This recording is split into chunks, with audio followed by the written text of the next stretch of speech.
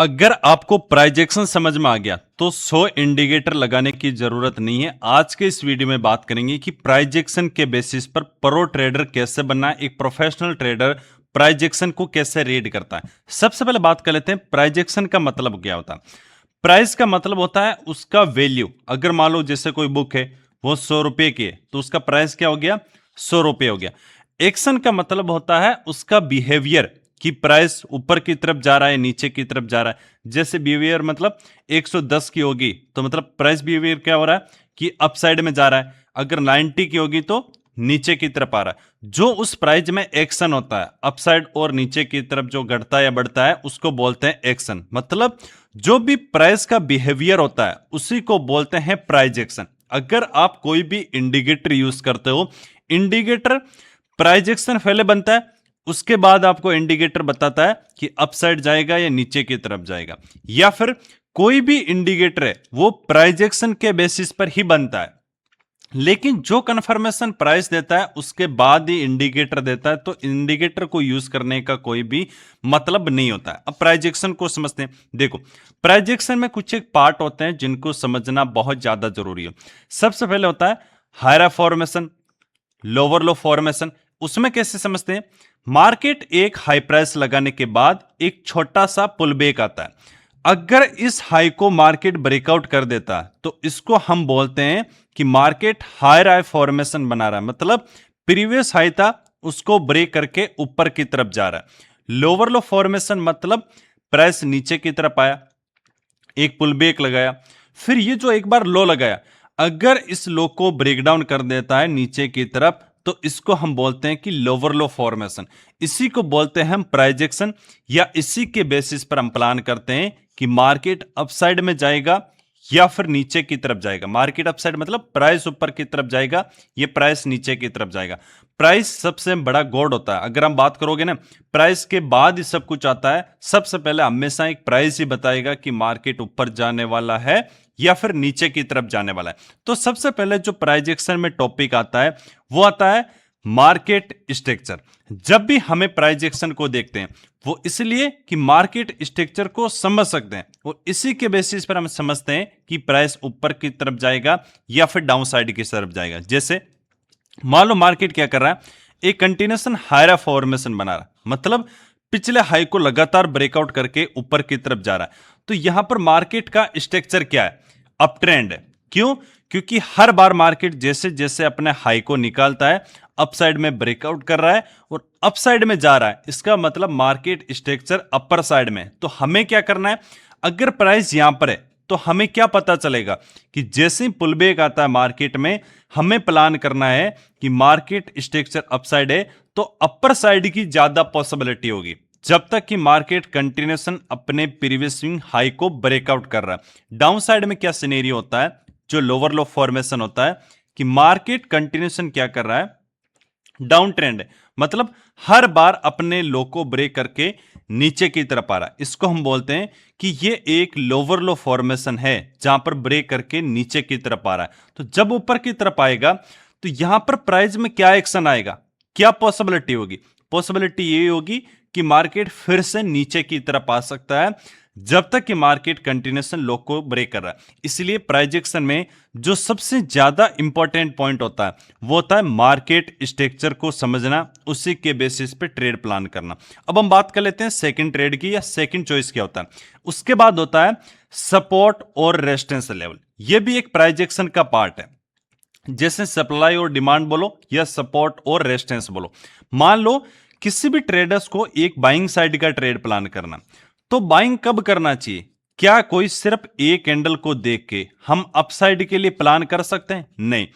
किसी भी ट्रेड में अगर हमें बाइंग करना है तो हम क्या देखते हैं कि वहां पर मार्केट का सपोर्ट लेवल कहां पर है।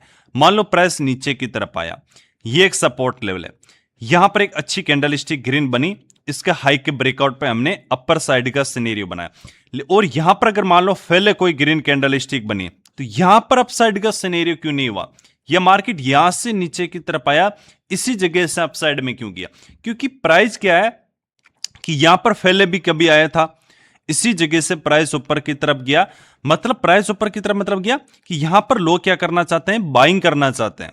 इसी जगह पर सेम वापस आ गया तो वापस क्या करेंगे, बाइंग करेंगे। बाई करने से प्राइस क्या जाएगा, ऊपर की तरफ जाएगा। इसलिए किसी लेवल के पास में जो सपोर्ट और रेजिस्टेंस होता है, सपोर्ट का सिर्फ एक ही मतलब होता है कि वहां पर मार्केट में बायर्स एक्टिव है, इसीलिए तो सपोर्ट पर बाई करते हैं। यहां से बायर्स एक्टिव, यहां से बायर्स एक्टिव, या यहां से पॉसिबिलिटी क्या है, लो है, या फिर बहुत ही लो क्वांटिटी में बायर्स एक्टिव होंगे। लेकिन यहां पर पॉसिबिलिटी बहुत ज्यादा है कि यहां से बायर्स एक्टिव होंगे और मार्केट ऊपर की तरफ जाएगा। इसीलिए हम सपोर्ट लेवल को ज्यादा इंपॉर्टेंस देते हैं। अगर आप प्राइस एक्शन को समझ रहे हो तो सपोर्ट लेवल को समझना बहुत ज्यादा जरूरी होता है। सेम रेजिस्टेंस लेवल का होता है। क्या सिर्फ एक सिंगल कैंडल के बेसिस पर हम सेल साइड का प्लान कर लेते हैं? क्या नहीं करना चाहिए। लेकिन वो सेम ही कैंडल अगर किसी रेजिस्टेंस लेवल के पास में, तो वो कैंडल ज्यादा स्ट्रॉन्ग काम करेगी, क्योंकि उस रेजिस्टेंस के पास में पहले भी यहां पर सेलर्स एक्टिव हुए थे। अगर वापस आएगा तो यहां पर सेलर्स एक्टिव होने की पॉसिबिलिटी ज्यादा होगी, तो मार्केट यहां पर नीचे की तरफ आता है। लेकिन यहां पॉसिबिलिटी लो होगी, मतलब इतने सेलर्स एक्टिव नहीं होंगे, यहां पर भी नहीं होंगे, यहां पर भी नहीं होंगे। लेकिन इस लेवल पर आते ही ज्यादा से ज्यादा क्वांटिटी में सेलर्स एक्टिव हो जाएंगे। इसीलिए प्राइस एक्शन को समझना है तो जब भी आपको ट्रेड करना है, हमेशा सपोर्ट और रेजिस्टेंस एरिया पे करना है। तो ये रेजिस्टेंस ज्यादा स्ट्रॉन्ग काम करेगा। रेजिस्टेंस का मतलब भी यही होता है कि वहां पर सेलर्स एक्टिव है। इसीलिए कोई भी ट्रेड प्लान करना है या कभी भी कैंडल स्टिक या रेड कैंडल स्टिक को देखते हो, हमेशा रेजिस्टेंस लेवल के पास मोड़नी चाहिए। वहीं से जो डायरेक्शन होगा वो डाउन साइड होगा। अभी जो सपोर्ट और रेजिस्टेंस लेवल होते हैं वो अलग अलग हो सकते हैं। जैसे अगर कोई राउंड लेवल है, उसको भी हम क्या करते हैं, सपोर्ट और रेजिस्टेंस लेवल मार्क करते हैं। जैसे 500 का लेवल है या फिर 1000 का लेवल है, इसको हम क्या मानते हैं, राउंड लेवल मानते हैं। वो हमेशा एक सपोर्ट और रेजिस्टेंस लेवल का काम करता है। दूसरा क्या है, मान लो प्रीवियस डे का हाई है या प्रीवियस डे का लो है, वो भी एक बहुत अच्छा सपोर्ट और रेजिस्टेंस का काम करता है। तीसरा है मार्केट ओपन होने के बाद जो इंट्राडे का हाई और लो होता है, इंट्राडे का ये हाई प्राइस हो गया, ये लो प्राइस हो गया, वो भी बहुत अच्छा सपोर्ट और रेजिस्टेंस का काम करता है। फोर्थ कंडीशन है जो क्लोजिंग प्राइस होता है, वो भी क्या है, बहुत ज्यादा स्ट्रॉन्ग सपोर्ट और रेजिस्टेंस दोनों का काम करता है। तो ये कंडीशन होती है जहां पर हमें एक अच्छा सपोर्ट और रेजिस्टेंस लेवल देख सकते हैं। या फिर जहां पर ये सब चीजें नहीं है और सिर्फ चार्ट बना हुआ है, तो वहां पर सपोर्ट और रेजिस्टेंस कैसे देखना है, जहां से मार्केट में अपसाइड में गया, यूटर्न हुआ, एक अच्छी सेलिंग देखने को मिली है। मार्केट में अच्छी सेलिंग कहां से आई है, क्या यहां से आई सेलिंग, ये सेलिंग स्टार्ट हुई है इस लेवल से। तो ये लेवल एक स्ट्रॉन्ग रेजिस्टेंस लेवल का काम करता है। तो यहां पर मान लो राउंड लेवल भी नहीं है, प्रीवियस डे का हाई और लो भी नहीं है, सिर्फ ये चार्ट बना हुआ है। तो चार्ट में आपको सपोर्ट रेजिस्टेंस कहां पर देखना है, जहां से सेलिंग आई है वो एक स्ट्रॉन्ग रेजिस्टेंस का काम करेगा, और जहां से एक अच्छी बाइंग आई है, अच्छी बाइंग आना चाहिए, छोटा सा पुलबैक में मतलब नहीं होता है।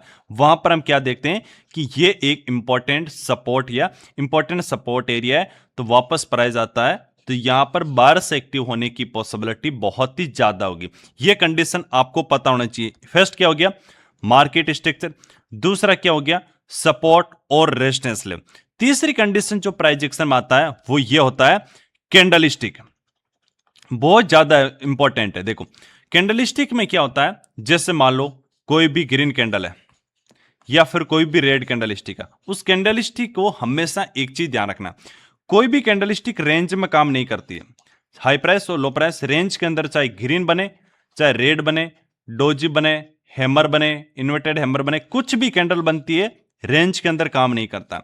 उस कैंडल स्टिक का कंफर्मेशन कहां पर करना है, अगर मैं बात करूं कंफर्मेशन मतलब हमें ट्रेड करने के लिए, वो आपको देखना है लेवल्स पर, जो भी जैसे मैंने आपको बताया कि कोई सपोर्ट हो या रेजिस्टेंस लेवल हो, तो इस कैंडल स्टिक में आपको समझना बहुत ज्यादा जरूरी होता है। और कैंडल स्टिक का कंफर्मेशन उस लेवल पर होता है। एक चीज ध्यान रखना, एक होता है कैंडल स्टिक का फॉर्मेशन, मतलब किस टाइप की बन रही है, एक होता है कैंडल स्टिक का लोकेशन। इन दोनों में सबसे ज्यादा जरूरी क्या है, फॉर्मेशन, मतलब किस टाइप की कैंडल स्टिक बन रही है, यह ज्यादा जरूरी है, या फिर लोकेशन ज्यादा जरूरी है। 1 मिनट के लिए वीडियो को पॉज करो और देखो कि यहां पर कौन ज्यादा जरूरी है, आपका माइंड क्या बोल रहा है। अगर ये वीडियो ऐसा लग रहा है कि सर नॉर्मल बेसिक है, बेसिक नहीं है, इसी में तो लोग ज्यादातर गलतियां बेसिक में ही करते हैं, एक बार पॉज करके कमेंट बॉक्स में बताओ। मैं हमेशा बता रहा हूं उसकी लोकेशन ज्यादा इंपॉर्टेंट है। कौन सी कैंडल बन रही है उससे ज्यादा जरूरी है कि वो कहां पर बन रही है। अगर कहीं ग्रीन कैंडल है वो इतना मतलब नहीं होता, लेकिन वो सेम अगर सपोर्ट पर बन गया तो वो कैंडल स्टिक अच्छी होगी। कैंडल तो ग्रीन है ना, इसीलिए फॉर्मेशन मतलब किस टाइप की बन रही है उससे ज्यादा जरूरी है कि वो लोकेशन या कहां पर बन रही है। तो हमेशा प्राइजेक्शन में क्या करना है आपको, कैंडल स्टिक को समझना। अब ये मैं प्राइजेक्शन का क्या बता रहा हूं आपको, हम एक कंप्लीट इसका एक कोर्स बनाने वाले हैं, फ्री ऑफ कॉस्ट होगा, ये YouTube पर अपलोड करूंगा, जिसमें हम सीखेंगे कि प्राइजेक्शन को हम कैसे रीड करते हैं। इसकी टोटली एक सीरीज बनाऊंगा, तो आपका कमेंट आना चाहिए सीरीज, ज्यादा से ज्यादा कमेंट इसको कंटिन्यूशन करना। अब हम बात कर लेते हैं अगला क्या है, देखो ध्यान से सुनना। मार्केट स्ट्रक्चर हो गया, सपोर्ट और रेजिस्टेंस लेवल हो गया, उसके बाद कैंडल स्टिक हो गया, उसके बाद आता है मार्केट में ब्रेकआउट और ब्रेकडाउन। जब भी आप हमेशा प्राइस को देखते हो कि प्राइस बार बार पहले 100 पर ही ट्रेड कर रहा था, इसको ब्रेकआउट करके 110 पर आ चुका है, तो ब्रेकआउट को समझना कि किस कंडीशन में मार्केट ब्रेकआउट कर सकता है। ये एक कंडीशन है या दो कंडीशन है, ऐसी कंडीशन में ब्रेकआउट कर सकता है, रियल और फेक ब्रेकआउट को, कि कब रियल होगा कब ब्रेकआउट फेक होगा, इसको समझना ही प्राइजेक्शन का कॉन्सेप्ट है। क्योंकि वैसा आप देखते हो 80% अपना मार्केट साइडवेज होता है, मतलब 80% क्या होता है, फेल होता है या फेक ब्रेकआउट होता है। सेम ब्रेकडाउन कर दिया, 80% मार्केट साइडवेज होता है, तो यहां पर फेल होने की पॉसिबिलिटी क्या होगी, 80%। इसलिए आपको पता होना चाहिए कि 20% किस कंडीशन में ये करेगा, या 20% किस कंडीशन में रियल ब्रेकडाउन करेगा। तो ब्रेकआउट ब्रेकडाउन और फेक रियल और फेक ब्रेकआउट और फेक ब्रेकडाउन, उसको समझना भी प्राइजेक्शन का एक पार्ट है। बट प्राइजेक्शन में एक चीज ध्यान रखना, प्राइजेक्शन कोई स्ट्रेटजी नहीं है, प्राइजेक्शन है जो प्राइस का मोमेंटम है उसको समझना ही प्राइजेक्शन है। उसके बेसिस पर ही आपको चार्ट समझ में आता है, या फिर कैंडल स्टिक समझ में आता है, या फिर स्मार्ट मनी कॉन्सेप्ट है, ICTA, पता नहीं क्या क्या नाम आपने आजकल बहुत सारे नाम सुने होंगे, वो सब चीजें, उनमें भी सबसे ज्यादा जरूरी होता है प्राइज एक्शन, क्योंकि वो प्राइजेक्शन से ही मिलके बने। मान लो ब्रेकआउट फेल हो रहा है, ये प्राइस ये कि यहां पर ज्यादातर क्या करते हैं, बाय करने की कोशिश करते हैं। रिवर्सल इसलिए हो जाता है क्योंकि इस प्राइस पर हर कोई बाय करना चाहता है, तो मार्केट में एसएल नीचे रहते हैं तो नीचे आ जाता है। तो आप अभी ये ऐड कर सकते हो कि जो प्राइजेक्शन है इसमें अगला कॉन्सेप्ट है लिक्विडिटी। लिक्विडिटी के बेसिस पर भी हम प्राइजेक्शन को समझ सकते हैं। कैसे, मान लो मार्केट धीरे धीरे अपसाइड में जा रहा है, इस अपसाइड में जा रहा है, तो हम प्राइस समझना मतलब प्राइजेक्शन मतलब लिक्विडिटी पर कैसे समझते हैं कि प्राइस कैसे मोमेंटम कर रहा है। मान लो यहां पर हर स्विंग के नीचे क्या है, बायर्स के स्टॉप लॉस है, बायर्स कैसल है, बायर्स कैसल है, तो मार्केट यहां पर क्या पॉसिबिलिटी रहेगी, पॉसिबिलिटी प्राइस के मोमेंटम की रहेगी डाउन साइड की। क्यों, क्योंकि ज्यादा से ज्यादा नीचे की तरफ यहां पर जो लोग बाय करते आ रहे हैं ना कंटिन्यू, उनके एसएल है। सेम ईच मार्केट मान लो ऐसा आ रहा है, तो हर स्विंग के ऊपर क्या है, सेलर कैसल है, तो प्राइस की यहां पर मोमेंटम की, प्राइस के बिहेवियर की क्या पॉसिबिलिटी होगी कि मार्केट इनका स्टॉप लॉस को हंट करेगा। तो आज इस प्लेलिस्ट के अंदर हम बात करने वाले हैं प्राइस एक्शन के, टोटली जो भी मैंने टॉपिक बताए या और भी बहुत सारे टॉपिक है, वो कैसे मोमेंटम करता है इसको हम समझेंगे। एक बार मैं आपको क्या करता हूं, थोड़ा सा चार्ट पर दिखा देता हूं ताकि ज्यादा आसानी से आपको समझ में आएगा। जिससे हम थोड़ा सा पीछे की तरफ चलते हैं, यहां पर हम चलते हैं 1 साल पहले, यहां पर इसमें यहां कर देते हैं। ठीक है, ध्यान से समझना बहुत ज्यादा कि प्राइस कैसे मोमेंटम करता है। अभी मान लो प्राइस जा रहा है, ये कैसे जा रहा है, यहां पर आप देखो प्राइस के मोमेंटम को, इसने हाई ब्रेक किया, अप साइड में गया, फिर नीचे की तरफ आया, क्या इसने लो को ब्रेक किया, नहीं, फिर अप साइड में गया, फिर स्विंग लगाया, इसने यहां पर हाई को ब्रेक किया, यहां पर हाई ब्रेक किया, क्या वापस लो को ब्रेक किया, नहीं, फिर मार्केट ने इस हाई को ब्रेक किया, फिर कंटिन्यूसन हाई को ब्रेक करते हुए मार्केट क्या कर रहा है, ऊपर की तरफ जा रहा है। तो यही तो कंडीशन है, इसी को बोलते हैं कि प्राइस एक्शन। इस प्राइस एक्शन के मोमेंटम को समझो। जो हायर फॉर्मेशन है ना, अगर इस लेवल को मार्क कर लिया, ये हाई था, इसको ब्रेक किया, फिर कंटिन्यूसन हाई क्या हो रहा है, ऊपर की तरफ शिफ्ट हो रहा है, तो क्या फिर आप क्या सोचते हो कि सर मार्केट स्ट्रक्चर क्या है, यही मार्केट स्ट्रक्चर है कि हायर फॉर्मेशन मतलब मार्केट स्ट्रक्चर बुलिश है। तो हमें भी क्या करना है, अपर साइड का ज्यादा सोचना है। जब मार्केट स्ट्रक्चर डाउन साइड में हो, हमें डाउन साइड का सोचना है, ये नहीं देखना ये ब्रेकडाउन कर दिया सेल कर देता हूं, ये रेड कैंडल बन गया, ये ब्रेकडाउन कर दिया, ये सेलिंग आ गई सेल कर देता हूं। जबकि इस प्राइस एक्शन में क्या होता है कि मार्केट अपसाइड में गया, पुल बैक गया, किसी सपोर्ट पर आया तो अपसाइड का सोचना, वापस किसी सपोर्ट पर आया तो अपसाइड का सोचना, वापस किसी सपोर्ट पर आए तो अपसाइड का सोचना, वापस किसी सपोर्ट पर आए तो अपसाइड का सोचना, यही होता है प्राइस एक्शन। तो इसको कंप्लीट मैं एक सीरीज बनाने वाला हूं यूट्यूब पर, बट ज्यादा से ज्यादा कमेंट करना सीरीज, ये आपका फर्ज बनता है कमेंट करना, अगर मैं इतने दिल से बना रहा हूं। वीडियो पसंद है वीडियो को लाइक करो। थैंक यू, जय हिंद, राम राम।